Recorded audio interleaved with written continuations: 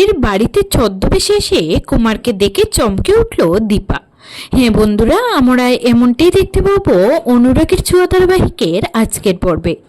দীপা রূপাকে নিয়ে রুডিদের বাড়িতে যাওয়ার জন্য রওনা হয়। যা দেখে সূর্য জিজ্ঞাসা করে, কোথায় যাচ্ছ তোমরা? তখন রূপা বলে, কাল অনেকগুলো অর্ডার আছে, তাই আজ রাতে মা আর আমি রেস্টুরেন্টেই থাকবো। বলেই দীপা এবং রূপা বাড়ি থেকে বেরিয়ে যায়। বাইরে গিয়ে দীপা রুডির বাড়িতে ঢোকার জন্য ছদ্মবেশ নেয়। তখন রূপা বলে, মা আমার খুব ভয় করছে, ওরা যদি তোমাকে সন্দেহ করে, ওরা যদি ধরে ফেলে তোমাকে।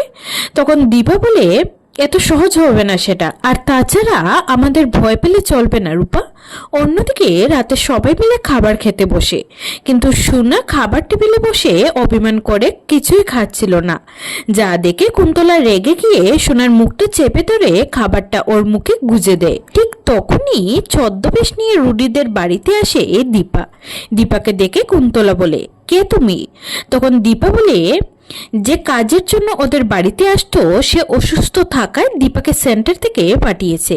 তারপর কুন্তলা দীপাকে বলে বাসনগুলো মেজে ফেলতে। কুন্তলার কথা শুনে দীপা রান্নাঘরে যায়। রান্নাঘর থেকে দীপা শুনতে পায় কুন্তলা ওর কাজের লোককে বলছে উপরে বড়বাবুকে খাবারটা দিয়ে আসতে। কুন্তলার কথা শুনে দীপা মনে মনে বলে, কে বড়বাবু?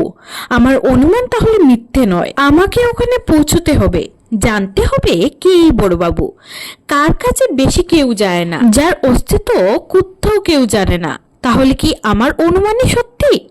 এদিকে সোনা রুডিকে জড়িয়ে ধরে বলে, আমি চলে যেতে পারতাম রুডি, আমি শুধুমাত্র যাচ্ছি না তোমার জন্য। রুডি, আমি সবকিছু সহ্য করে নেব, সবকিছু মানিয়েও নেব, শুধু তুমি আমার পাশে থেকো প্লিজ। আমি যে তোমার সত্যিকারের ভালোবাসি রুডি। এদিকে রাতে সবাই ঘুমিয়ে পড়লে দীপা সবার আড়ালে চুপিসারে কুমারের ঘরে যায়। তখন কুমার বলে, কে? আওয়াজটা শুনে দীপা চমকে ওঠে। বুঝতে পারে দীপা কুমার এখনো বেঁচে আছে, ও শুধু মৃত্যু থাকার অভিনয় করে যাচ্ছে। তো বন্ধুরা, দীপা কি এবার সবার সামনে প্রমাণ করে দেবে কুমার এখনো বেঁচে আছে? তোমাদের কি মনে হয়?